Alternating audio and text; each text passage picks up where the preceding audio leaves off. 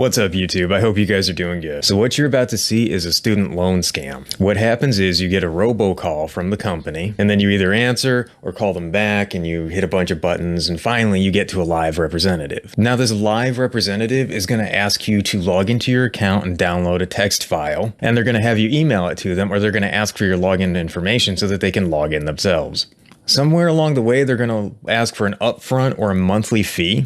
And sometimes they'll change your password and hold your account hostage until you do so. Some companies will come off as more legitimate, but it's important to remember that robocalling is a TCPA violation. I put a link down below explaining that, and studentaid.gov outlines exactly what a student loan scam is, and these companies fit the bill. I've left a link down below for that as well. Now before we roll the intro, do us all a favor and like the video. Oh, and check out my Twitch. We're getting ready to start Ghost of Tsushima. We're gonna be samurai turned ninja, fighting the Mongols. It's gonna be great. Keep carrying the fire. I forgot to tell you, we talk about dinosaur facts in this one.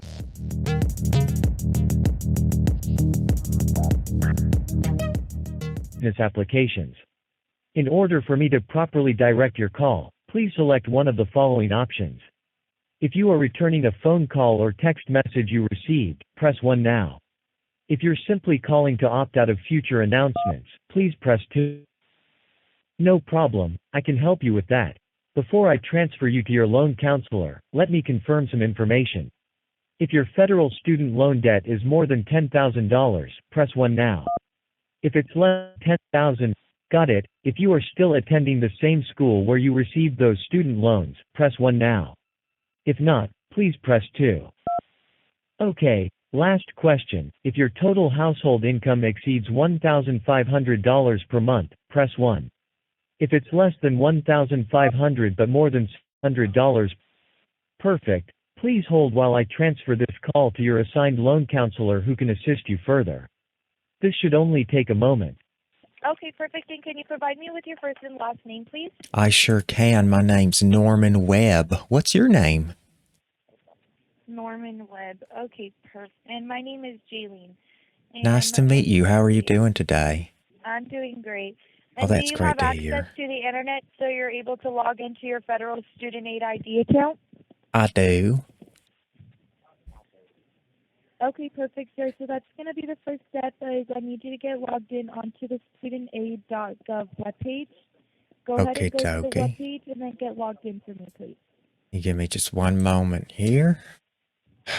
I hate it. I hate my internet. It's just sitting here looking at the loading page. Hang on. Okay. So is this because Biden's in office? We have this now? No, sir. This programs have been in act since 2010 when Obama put them in place. I wish y'all had called me sooner. Okay, perfect. Now that you're logged in, Mr. Webb, what do you see at the homepage? Just the standard information. Just your basic. Here's how much you owe. $15,742. It's currently suspended because of the Okay, COVID, perfect. and there's a And you bunch of need to- information about the COVID pandemic. Do you want me to click on that? No, you're going to see a blue circle of the loan amount. On the side of it, you're going to click where it says View Details. View details. Okie dokie. You're going to click where it says that. Once you click View Details, then you're going to click where it's highlighted in blue. It's going to say Download My Aid Data. Download. And then what is the best email address to reach you at, Mr. Webb? What is this pop-up? Dinosaur facts.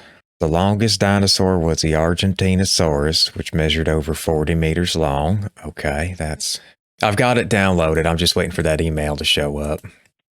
Okay, it should automatically save as mystudentdata.txt. Yeah, just waiting for the email to show up from you and we're good to go. Did you know that the heaviest dinosaur was the Argentinosaurus? It weighed 77 tons. Have you sent the email yet? Oh, wow.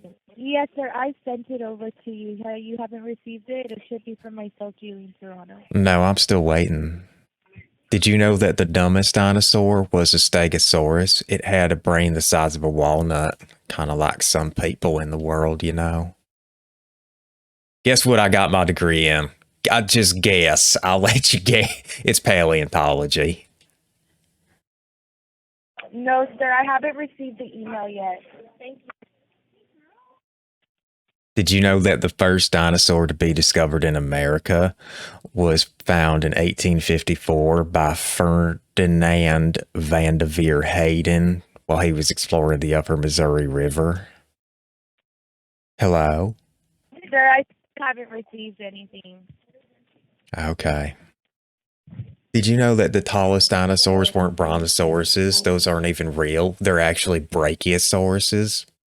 That's a group of sauropods, and their front legs were longer than their rear legs.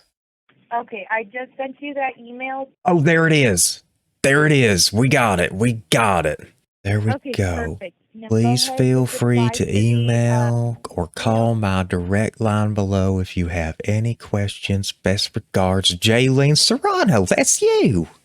Okay, perfect. So just go ahead, reply to the email with the download file, and then we're going to go ahead and continue on with the application. Did you know that the first dinosaur to be named was the Megalosaurus in 1824 by Reverend William Buckland? Wow, you know a lot about dinosaurs, sir. I'm a paleontologist. The dinosaur with the longest name was the Micropachycephalosaurus, which means tiny, thick-headed lizard. He's a little dude, but he's got a real thick head. He'd just run into things. That's how he would defend himself. What did you go to school for? I went to school for business. You went to school for business? That's a solid choice. I couldn't do it myself, staying in an office all the time. I mean, I still wind up staying in the office a lot, but every once in a while I get to go out and play in the dirt like when I was a little kid, and that's a lot of fun for me.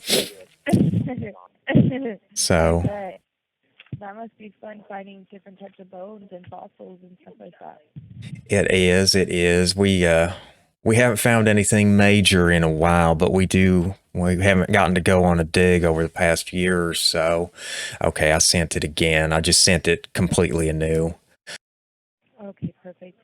And where's the furthest place that you would say you traveled for your job? Oh, absolutely. We did a dig in Israel that was just so much fun during my undergrad. We got to we had a little 4x4 dig site, and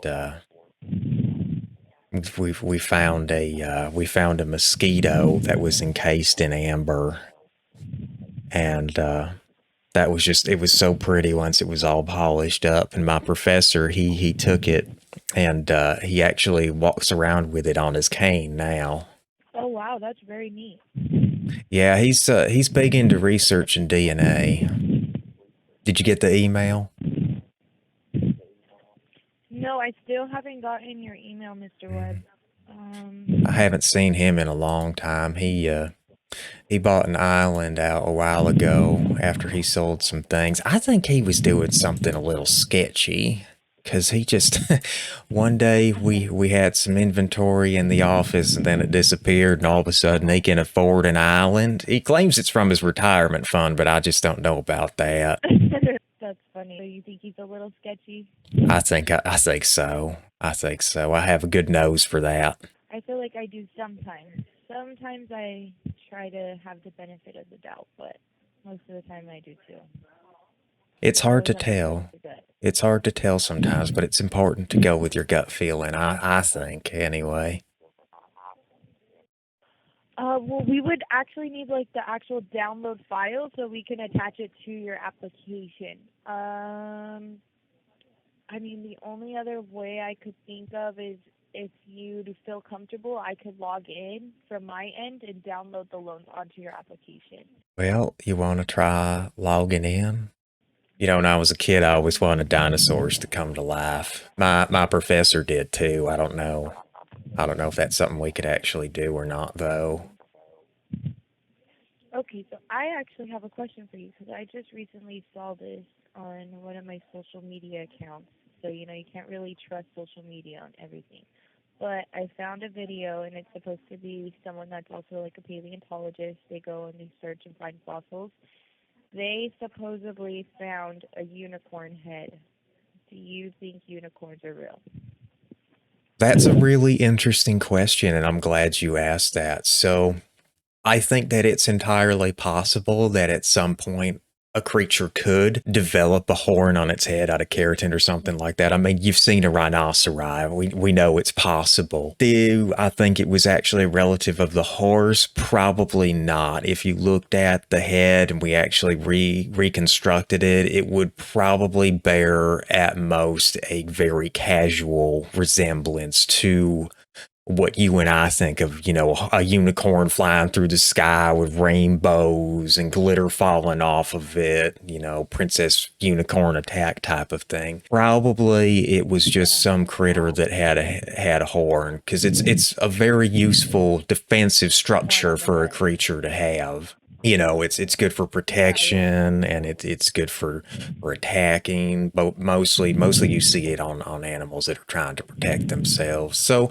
no, I don't think it was our version of a unicorn, but it could absolutely be something we could name a unicorn. And if the person that discovered it, got the opportunity to name it, and it's entirely possible that you could look up the scientific name and its unicorn is Dodecarisis or something ridiculous like that. Yeah. That's the fun thing about getting to discover things first. You get to name it. Exactly. That's funny. It would be dope if it would be a unicorn, though, right? Oh, absolutely. Okay, Mr. Webb, I was able to get to the web page. What is the email or the username that's associated with the account? Oh, it's the first one that I sent you. Okay, perfect. And then what is the passcode? 8675309 2.559. 309. And then I've sorry, got, can you repeat that one more time, please? sure, 8675309 2.0 JENNY capital IGT capital UR hashtag. Okay, and that's the whole password? Yeah. Did you spell Jenny with a capital J? Yeah, and then it's capital I, and then the letter G. Is G and T capitalized? It is. Okay. Okay, perfect. Go ahead and give me one moment, please. Okay, sorry. It's telling me an unknown error has occurred. Please try again later or close all browser windows and start over. What do you call a dinosaur with no eyes? I'm not sure. You tell me. Do you think he saw us? That's funny.